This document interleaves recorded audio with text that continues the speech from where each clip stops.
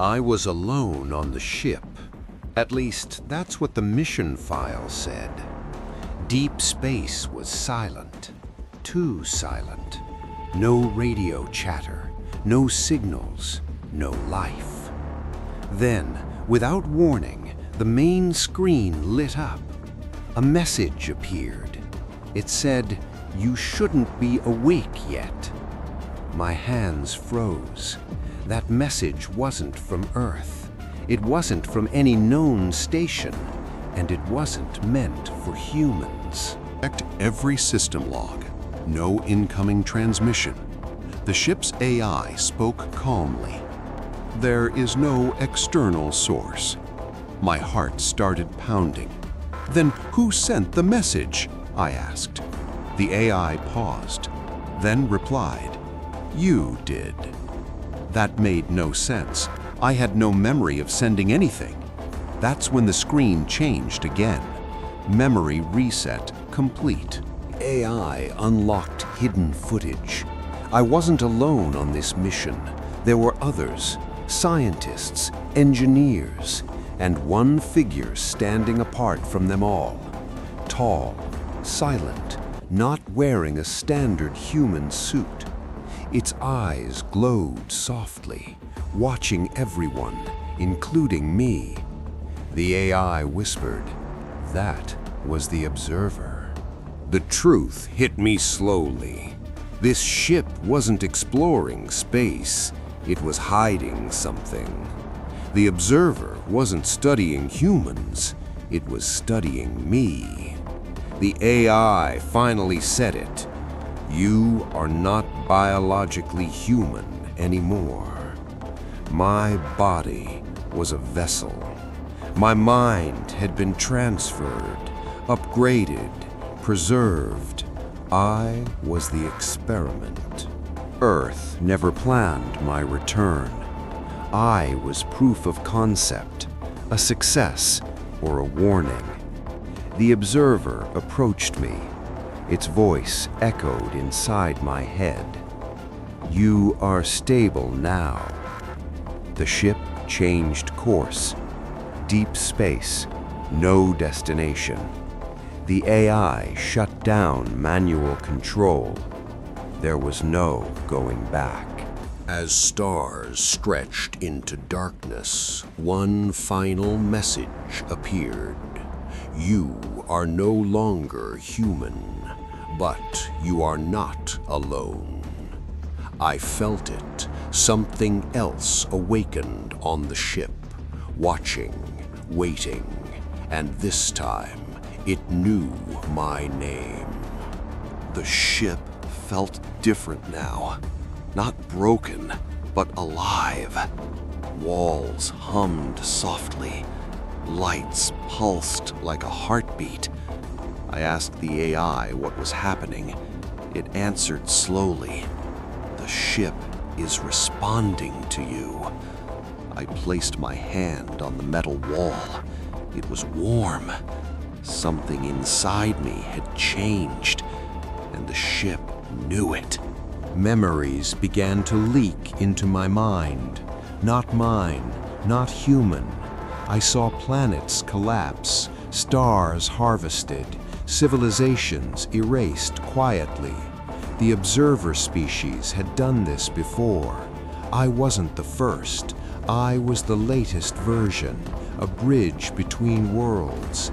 That's why I was chosen. Earth already knew. Governments signed the agreement.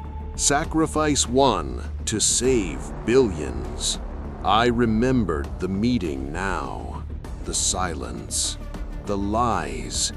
They called it evolution, but evolution doesn't ask for permission. And I had said yes without knowing the cost. I tried to fight it. I forced manual control.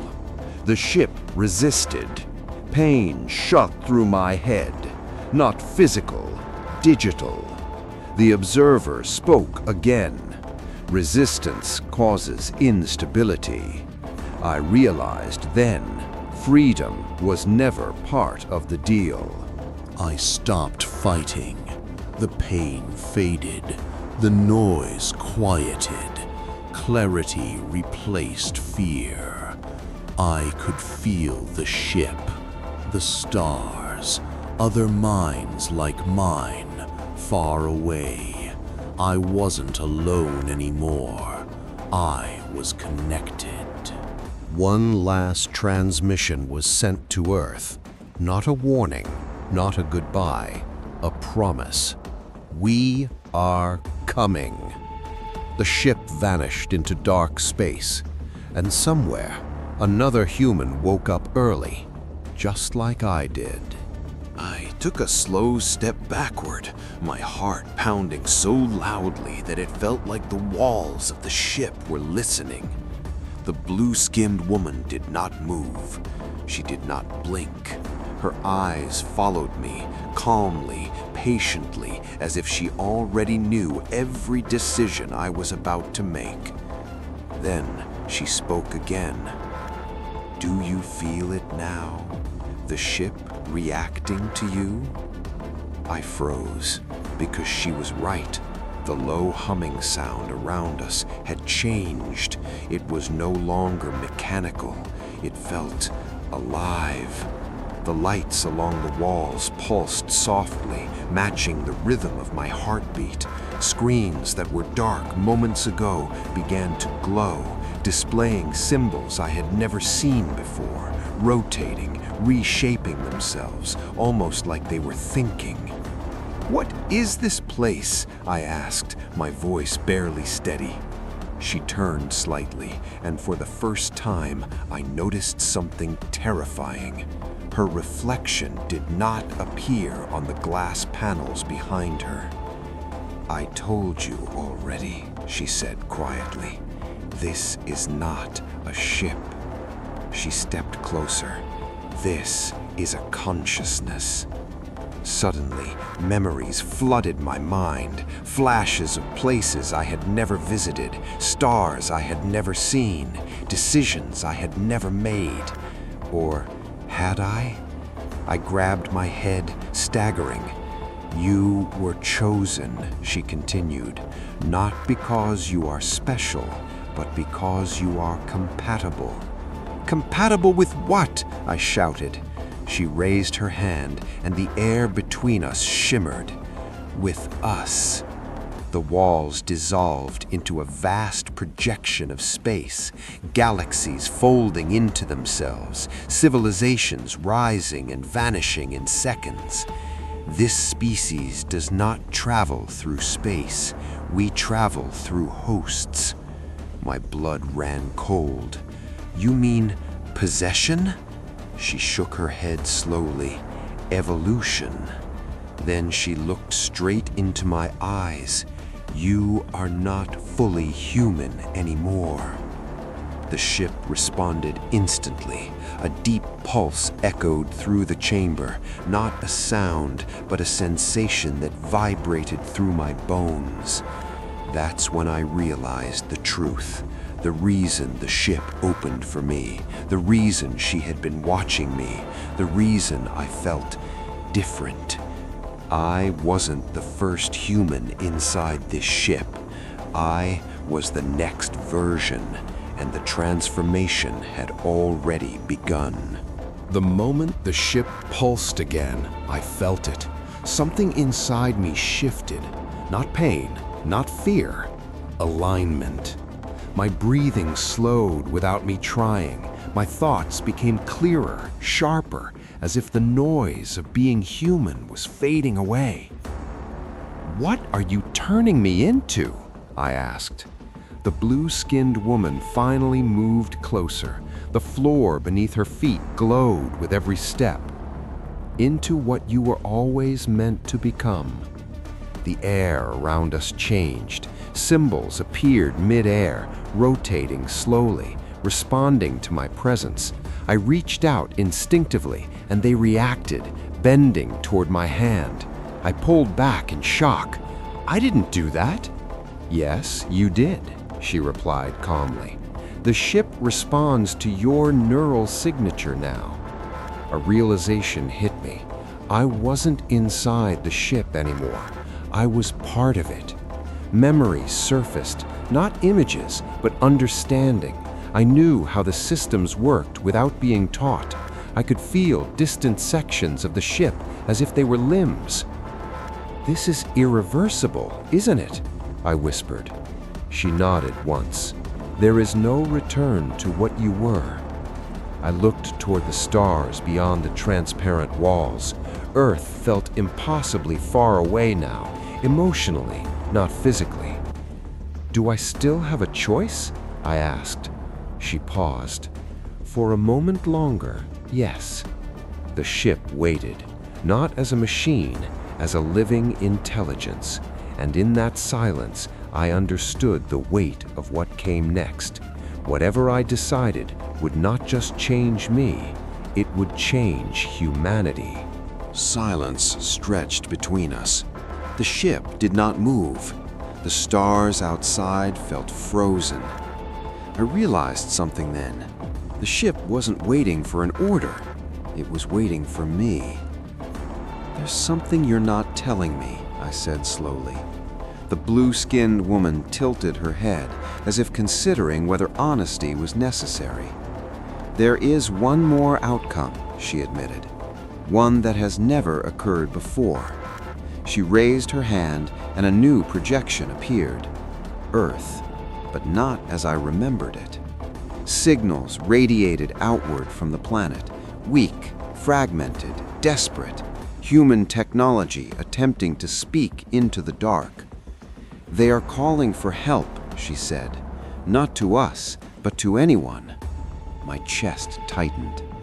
"They don't know what's coming," I whispered. "They sense extinction," she replied calmly. The ship reacted again, a low resonance passing through the chamber. "You can amplify their signal," she continued, "or you can silence it." I turned toward her sharply.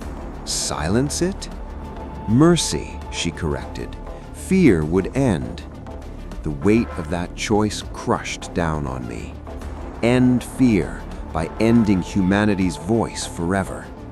I looked back at the image of Earth, small, fragile, unaware. "And if I amplify it?" I asked. Her eyes dimmed slightly. "Then others will hear it." "Others?" I pressed. "Not all of them are like us." The implication was clear. Hope came with risk. Silence came with control. The ship hummed softly, awaiting my decision. For the first time since entering the vessel, I felt something truly human rise inside me. Defiance. I stared at the projection of Earth. Billions of lives, reduced to a fragile blue sphere, floating in silence. My hands trembled, not from fear, but from responsibility. "If I amplify the signal," I said slowly, "there's no controlling who answers." The blue-skinned woman did not deny it. "Correct. And if I silence it," I continued, "humanity disappears quietly." "Yes." The ship pulsed once, gently. It was listening. I closed my eyes. Images flashed through my mind. Cities, oceans, laughter, war, hope. Imperfect, but alive. I opened my eyes again. "Prepare the amplification," I said. For the first time, the woman's expression changed. Not anger, concern. "That path leads to chaos," she warned. "Then humanity will face chaos as itself," I replied. The ship responded instantly. The chamber filled with light. Symbols ignited across the walls, systems awakening at a scale I couldn't comprehend.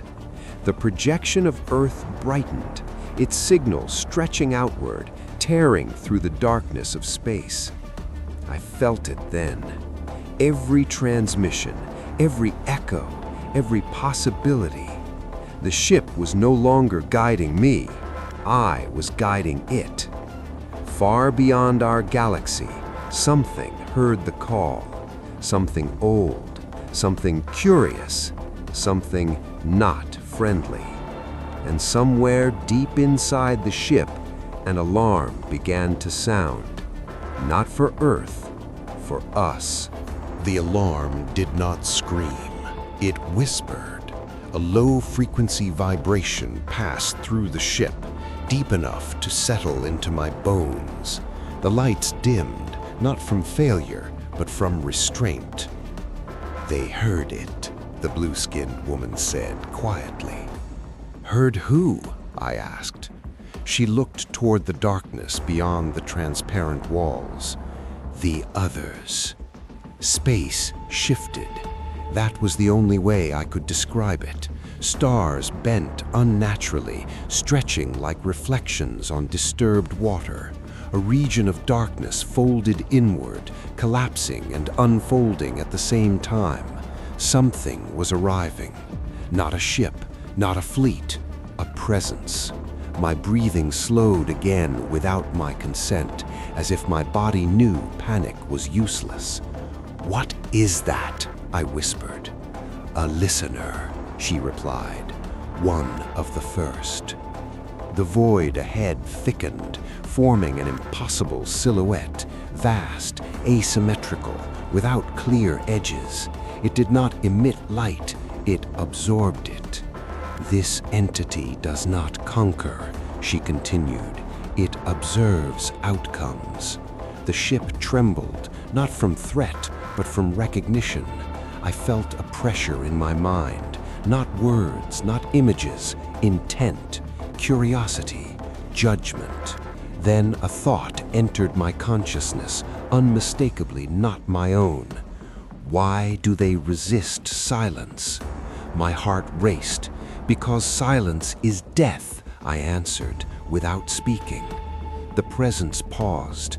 The stars resumed their positions slowly, cautiously, as if space itself was waiting for permission.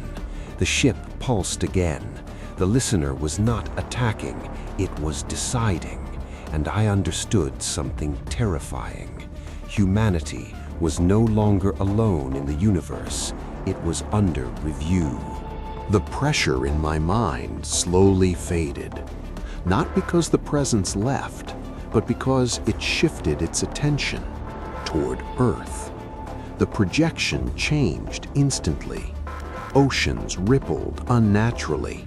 Satellites lost alignment.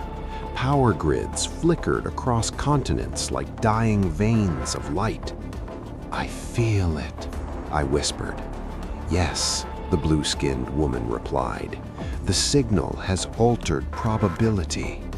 On Earth, people stopped mid-sentence. Birds fell silent in the skies. Every human felt it, not as fear, but as awareness, a question without words. Are we alone? The listener's presence expanded subtly, not moving closer, but deeper, into layers of reality humans had never known existed. The ship translated fragments of its perception. Humanity is loud. Humanity is unstable. Humanity refuses silence. I felt a strange pride rise in my chest. Cities lit up as emergency broadcasts activated worldwide. Governments panicked, scientists argued, religions prayed. But something else happened too. Children looked up at the sky. Artists began to draw without knowing why. Some people cried, not from fear, but from recognition. "They are awakening," I said. The listener studied the data stream silently. "This was not predicted," she admitted. For the first time since meeting her, uncertainty entered her voice. The listener paused again. Its presence tightened, focused. Another thought brushed against my mind. If they awaken, will they change? I swallowed. That question wasn't for me alone. It was for the entire human race, and Earth was answering it moment by moment. The ship fell completely silent. No hum, no vibration. Even the stars outside seemed to hold their breath. "The evaluation has begun," the blue-skinned woman said. I looked at her sharply. "Evaluation of what?" "Of whether humanity is worth continuing," she replied without emotion. The projection of Earth fractured into countless data layers, timelines overlapping, futures branching and collapsing in real time. Wars that never happened, cures that were never discovered, extinctions that could still be avoided. I felt all of it, not as images, but as weight. The listener's presence narrowed, focusing on patterns rather than individuals. It wasn't judging humans the way humans judge. It was measuring potential. I sensed questions forming, not spoken, but absolute. Can they cooperate beyond fear? Can they evolve without domination? Can they survive awareness?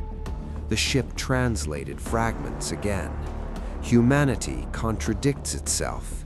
Humanity destroys what it loves. Humanity also protects what it barely understands. My chest tightened. "That's who we are," I said quietly. "Messy, incomplete." The woman turned toward me. "That contradiction is inefficient," she said. "No," I replied, "it's growth." The listener's presence shifted. Attention sharpened, not toward Earth this time, but toward me. I felt exposed. "Why do you speak for them?" "Because someone has to." The thought echoed back at me, heavy and deliberate. "You are no longer one of them." I hesitated. "I'm still human enough." For the first time, resistance rippled through the void. The evaluation paused, and I realized something crucial. The decision wasn't only about Earth, it was about me. The silence stretched longer than before. Not empty, weighted. I could feel the listener's attention pressing inward, not aggressive, not cruel, simply absolute. The blue-skinned woman spoke quietly. "This is the final phase," she said. "Your influence ends after this moment."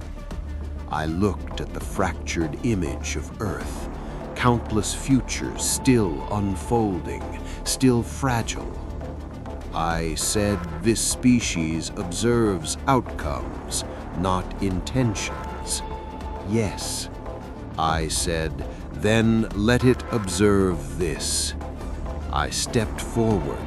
The ship reacted immediately, lights converging toward me, systems opening pathways I hadn't known existed. I didn't fight the connection, I embraced it. Memories surged, not just of humanity's failures, but its smallest victories.